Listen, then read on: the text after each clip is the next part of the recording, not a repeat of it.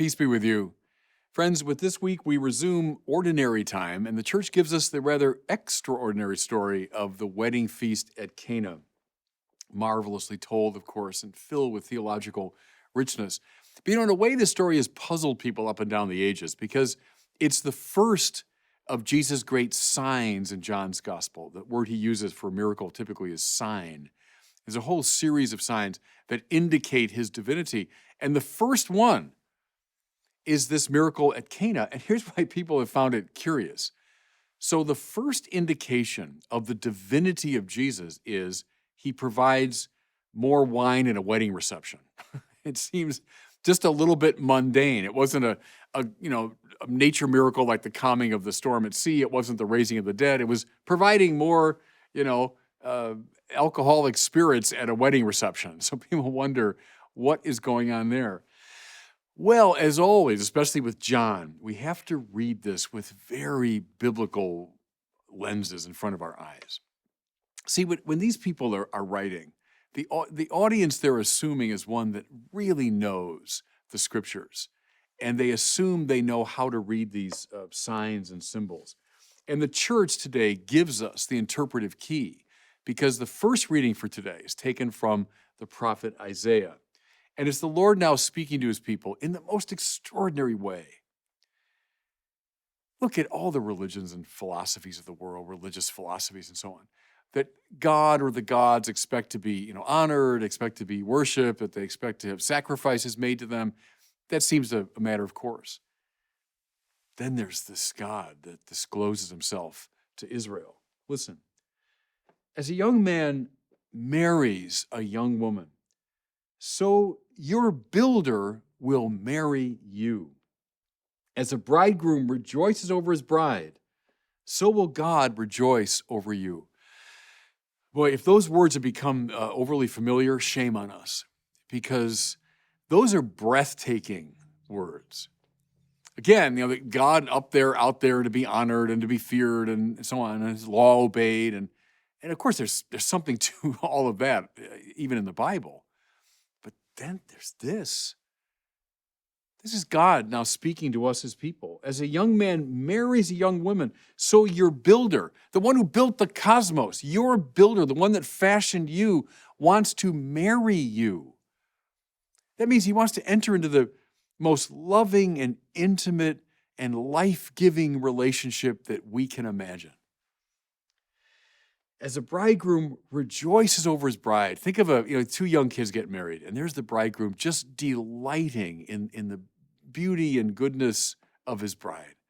That's how God feels about us. It's extraordinary, isn't it? Us, these little creatures on planet Earth with all of our flaws and all of our foibles and imperfections, but our builder, our creator, wants to marry us. Now we begin to see why the first of Jesus' signs takes place at a wedding. He himself is the coming together of divinity and humanity. There's a wonderful phrase the church fathers use, the Admirable Canubium. It means the admirable marriage of heaven and earth, of God and humanity, that takes place in Jesus. God, who announces through Isaiah, I want to come and marry my people. Well, he's now come to do just that. Jesus is the bridegroom, we hear in Paul, don't we? And the church is the bride. And so, yes, indeed, he expresses the first sign of his divinity at a wedding. Of course he does. Now, listen to how this story begins. On the third day, there was a wedding in Cana of Galilee, and the mother of Jesus was there. Jesus and his disciples had also been invited to the wedding. Every word matters. On the third day, now you're a Christian hearing this story. What are you thinking of right away? The third day, that's Resurrection Day. This is a story about resurrection, about the resurrected life. There's a wedding. That's all this stuff I've just been talking about. There's a wedding. Wedding. Yahweh wants to marry his people. It's in Cana of Galilee. Jesus says to his disciples after the resurrection, I will go ahead of you into Galilee. Beautiful Galilee. If you've ever been there, gorgeous countryside, the Sea of Galilee. Jesus appearing on the seashore. It's resurrection country. And who's there in this resurrection space but the mother of Jesus and the disciples of Jesus? That's the church. Mary, the mother of the church, the disciples, evocative of the gathered 12 tribes of Israel. The church is the new Israel. You see, the point here is, symbolically speaking, we're in the space of the church, the community of the disciples of Jesus with the mother of Jesus in their midst and gathered in this resurrection space of Galilee. It's the church. It's the church where this story is going to unfold. Isn't that marvelous? John especially, every detail matters. Now, we hear that the couple has run out of wine. Now, I know every commentator says this, you probably heard 100 homilies on it, that these wedding celebrations went on for days in this time and place. So it wasn't like, we might have long wedding receptions that last into the wee small hours, but theirs went on for days. And the key, in many ways, to the festivity was the presence of wine that's lifting up the spirits of the people. So the wine running out is not a minor problem. It's not so like, oh yeah, no problem, the wine's gone. Well, let's just now turn to water, or let's serve iced tea or something. No, the wine running out meant the party's going to come to an end. All right, now read it with biblical eyes. Wine, this alcoholic beverage that lifts up the psyche, sure, but it's also symbolic now in the Bible of the divine life. The divine life that lifts us up, that intoxicates us, that raises the spirit. They're running out of wine. Well, that's Israel in its sin. That's the human race in its sin. Divorced from God, divorced from the divine life, running out of grace. Therefore, how beautiful Mary intervenes to say to her divine son, they have no more wine. Now, yes, it's Mary at that wedding feast at Cana pointing out this fact. They're running out of wine. But again, read it symbolically, read it spiritually. Mary stands for Israel at its best. Mary sums up in a way all of the prophets and the patriarchs of Israel. She expresses in this line the ancient longing of that people. Lord, when will you come? Oh, come, Emmanuel. When, Lord? Why do you delay? Look at the psalmist. Mary gives expression in this line to all of that, the holy longing of the people of Israel. They're out of wine. They have no more wine. They're out of the divine life. And then it's her valedictory. It's the last word she says in the Bible. She turns to the diakonoi, the table servers, and she says, do whatever he tells you. Listen to me now. What's the key to wine, to the divine life? It's doing whatever he tells us. For God's sake, I mean that literally. Ancient Israel, we the new Israel, the human race, what's our problem? We don't do what he tells us to do. Go right back to Adam and Eve. He gives a command, but they see it their way. They don't listen. When does Israel go off the rails? When they don't abide by the word of God. And so Mary, summing up ancient Israel, says to the diakonoi, but says to us, please do whatever he tells you. Okay. So Jesus says, all right, take those 6 stone jars, those huge jars for purification, and fill them to the brim with water. Beautiful details here. The church fathers love this. Is Jesus going to make wine appear just out of thin air? It's typical. He wants our cooperation. Just as when he fed the 5,000, hey, what do you have? Bring me what you have. And they bring the loaves and fishes, and then he multiplies them. So here, hey, you contribute. What do you have? Well, fill up these jars with water. Here's how the church fathers read that. Think of those jars now filled to the brim with water as all that we bring to the table.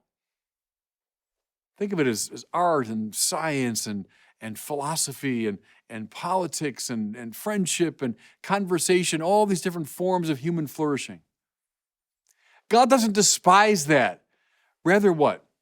He wants to take all of that and now lift it up to a higher pitch. He wants to transform and transfigure nature, not destroy it. There's a beautiful line from St. Thomas Aquinas, which has become fundamental in the tradition. Thomas says, gratia supponit et perficit naturam. That means grace, the divine life, presupposes and perfects nature. Doesn't despise it, doesn't destroy it, doesn't work apart from it, but rather takes nature, what we bring to the table, all of our achievements and accomplishments, and then the Lord can transform that water into intoxicating wine.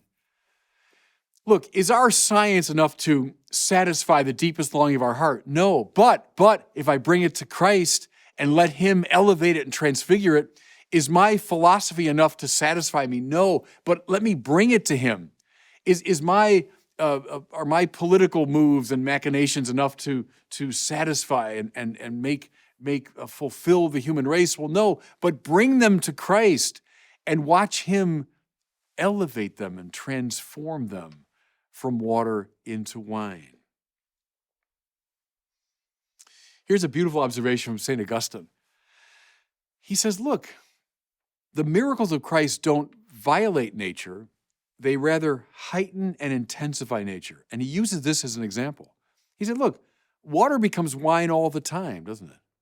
So rainwater falls, and it then invigorates the vines, which then give rise to the grapes, which are then harvested and crushed, and they're fermented, and they become wine. Water becomes wine all the time, but in a very elongated process. What did Jesus do? He didn't violate that. He just sped it up and intensified it. Again, grace doesn't despise nature. It supposes and perfects it. So there's the point, everybody. Bring what you have, fill it to the brim, and then hand it over to Christ. And you'll find the intoxicating grace that you're looking for. Here's the last point. How much wine's produced? Well, we heard about these 6 stone jars, each holding 30 gallons. So we got ourselves 180 gallons of wine. That's a lot of wine. There are a lot of numbers in John's gospel. They're usually over the top. How many fish? 153 fish are brought in. Remember that story. How many pounds of spices to anoint the body of Jesus? 100 pounds, over the top, more than you'd ever need. So here, 180 gallons. What does it stand for? It stands for the wild excess of the divine life. When you tap into the grace of God, you find it increasing in you 30 and 60 and 100-fold. Listen, when you bring the water, you bring what you have and you give it to Christ, you're going to find it elevated, intensified 30, 60, and 100-fold. Yes, up to 180 gallons. Lastly, we hear in the Old Testament that when the Messiah comes, the very hills will run with wine. He's the bridegroom, the church is the bride. He's come to marry his people. He's also the long-awaited Messiah.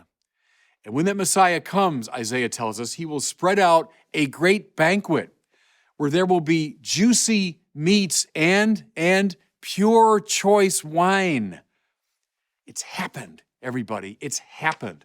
What Isaiah longed for happened.